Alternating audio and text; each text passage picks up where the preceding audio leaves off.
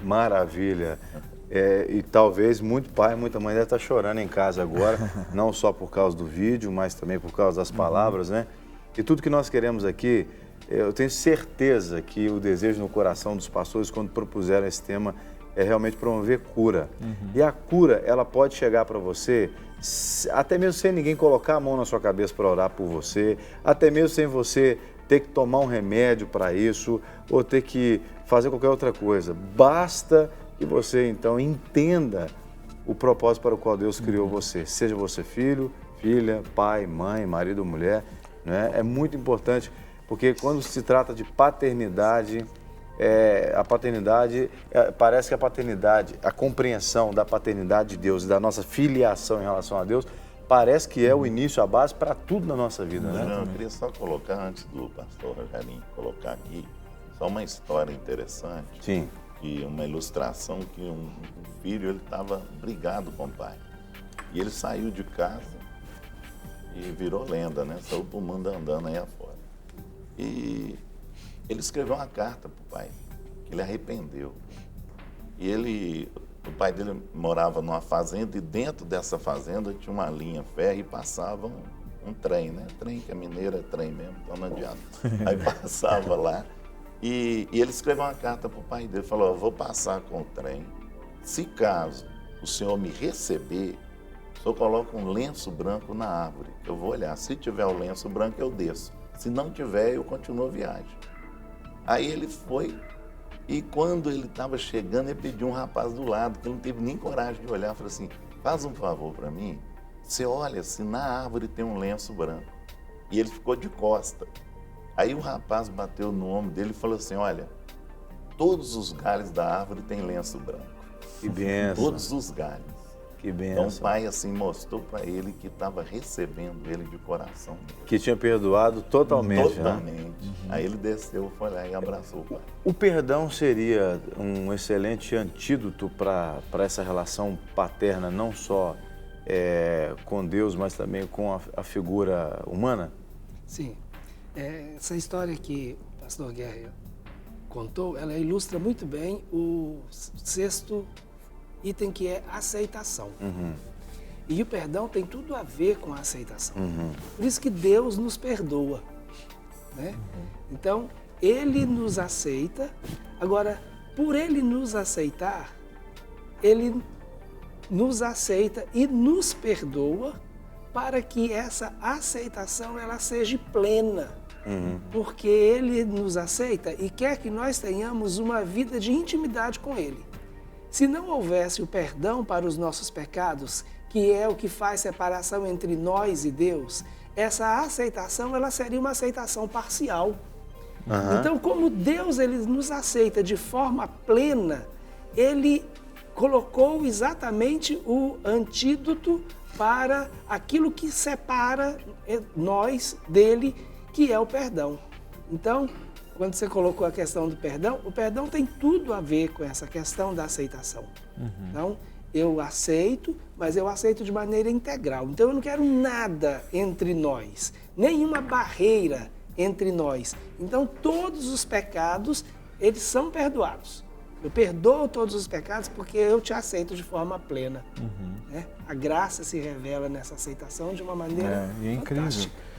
É incrível essa questão, porque quando a gente fala de paternidade, ou seja, essa expressão pater está ligada à pátria.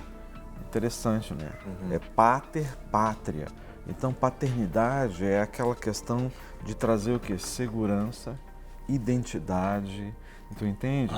Raiz, ou seja, eu sou parte de, né? Por isso que muitas vezes as pessoas que não tiveram a presença paterna, né, junto, ou seja, presente na sua fase, principalmente assim, determinante da infância, pré-adolescência, são pessoas que se sentem muitas vezes, como como pessoas que não têm identidade. Né? Onde é a sua casa?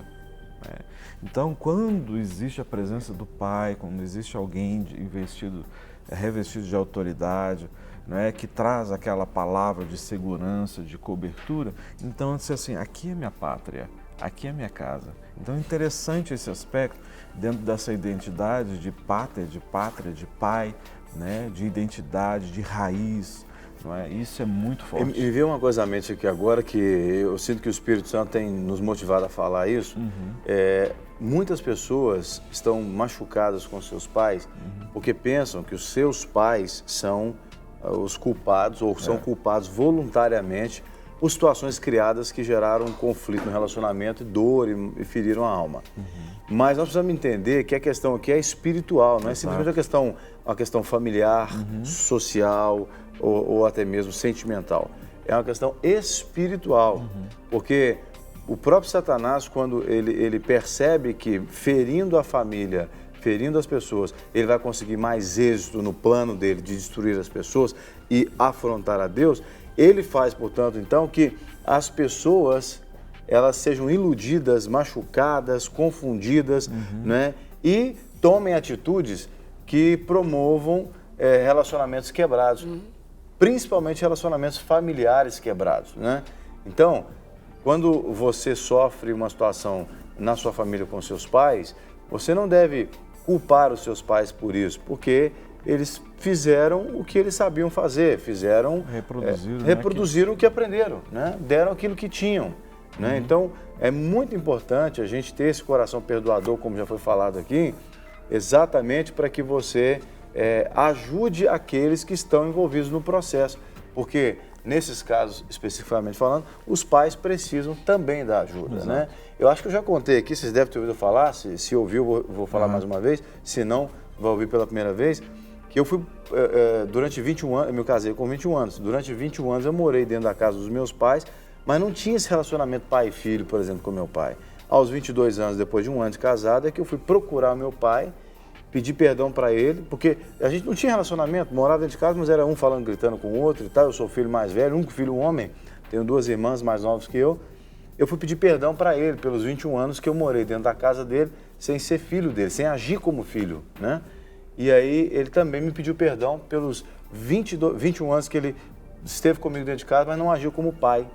E me fez uma revelação que desfez toda aquela ideia que eu tinha do meu pai até então. Porque naquela época, durante toda a minha infância e parte da minha adolescência, eu via o meu pai, ele sofria com isso, né? A questão do alcoolismo, muito envolvido no alcoolismo. Então ele disse para mim assim, filho, eu tentava ser um bom pai, mas eu não conseguia ser porque o álcool não deixava, a bebida não deixava. Eu tentava ser um bom marido, mas a bebida não deixava. E ele me fez uma revelação que desmontou o estereótipo errado que eu tinha do meu pai até naquela época. Ele disse para mim assim, eu fiquei num nível de desespero tão grande, porque eu não conseguia ser esse pai e esse marido, que um dia eu resolvi tirar minha vida.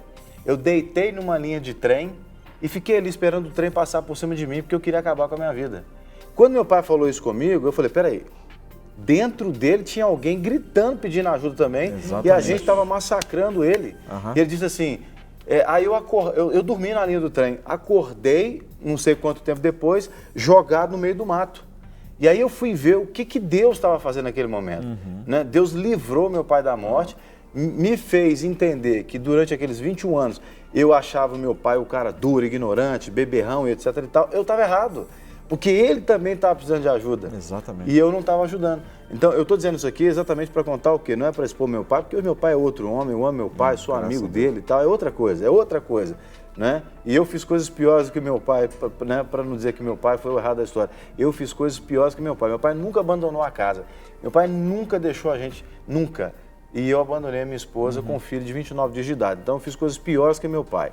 Então eu não sou melhor que ele, né? Mas hoje somos amigos. Mas eu estou dizendo isso aqui para dizer o seguinte, tem muito pai que está sofrendo e o filho ou a esposa está acusando, e mãe também, né? Está sofrendo e os filhos acusando, meu pai é isso, meu pai é aquilo. Para e tenta ajudar, né? Porque com certeza você vai poder promover cura para os relacionamentos. Eu acho uma coisa muito importante aí na colocação da sua história aí, Jean, é porque você tomou uma posição de ir lá e conversar. Sim. E muitas vezes as pessoas precisam tomar essa postura, porque elas ficam, né, elas não sabem. Ontem eu estava até conversando com uma pessoa e ela estava contando a história dela, e mais ou menos assim, uma questão tipo você falou assim, eu descobri o problema do meu pai. Sim. E vi que meu pai, né, ele errou não porque ele queria, mas pela condição que ele estava. Então, é muito importante que você foi até ele e teve o diálogo com ele. E a questão é essa, ou o pai chegar até o filho, né, se ele já saiu da situação, já passou disso, chega e dê uma explicação para o filho. Por que aconteceu aquilo? Ou o filho procure o pai, igual Sim. você fez, né?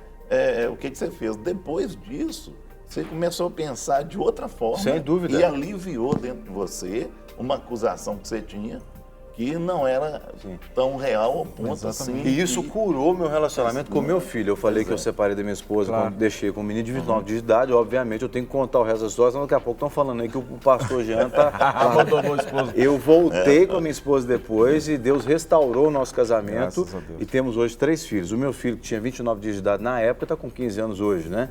E é meu amigo, né? Então, quer dizer, hoje eu consigo ser amigo do meu filho, porque eu tive o meu relacionamento com meu pai curado. Mas muito mais do que ser amigo do meu filho, hoje eu consigo ser amigo de Deus e aceitar Deus como meu pai. Exatamente. Né? Porque até então nem isso eu também aceitava. Claro, Né? claro, porque existia bloqueio. Né? Exatamente. Eu quero aproveitar esse caso do Jean e falar uma coisa que foi dita aqui logo no principinho do programa com relação às gerações. Sim. Quando você citou a questão das gerações. E eu quero dizer especificamente para os filhos. Então, o Jean teve a história dele, eu tive a minha. Eu tive o momento de me reconciliar com meu pai, de tentar entender o meu pai. Agora, para você, filho, para nós, filhos, não importa qual seja a idade que você tenha, o seu pai, com certeza, ele é mais velho que você. E, com certeza, ele está vivendo em um sistema há muito mais tempo que você. Então, ele está debaixo de um engano, ou até mesmo, vamos colocar, debaixo de uma atmosfera há muito mais tempo do que você está. Então, para quem é mais fácil sair?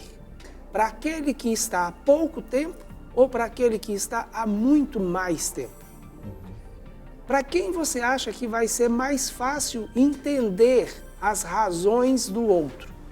Do seu pai, do seu avô, que já tem 40, 50, 60, 70 anos, ou para você que está com 15, 20, formando agora os seus conceitos? Para quem é mais fácil mudar? Para quem caminhou a vida inteira fazendo as mesmas coisas, ou para quem está começando a caminhada? Então, não fique esperando que o seu pai vá até você. Você que está entendendo isso, você que é um filho que passou por todas essas situações ou outras que ainda nem foram citadas aqui, tome a posição, porque a mudança vindo de você é muito mais fácil do que esperar a mudança naquele que já está muito mais velho. A ideia vai florescer muito mais forte no seu coração do que no coração do seu pai. Com certeza. Do que no coração dos seus Porque avós. não tá viciado no sistema, né? Exatamente. O sistema que a gente está falando aqui é o sistema do mundo. Hoje, por exemplo, o que o sistema do mundo diz? Né? Que o marido pode ter quantas mulheres quiser, que os filhos podem ficar com quem quiserem ficar, e que o casamento não deu certo, casa hoje separa amanhã, que agora não precisa nem ter casamento mais com pai e mãe, pode ser pai e pai ou mãe e mãe. Quer dizer, olha as aberrações que o mundo está tentando fazer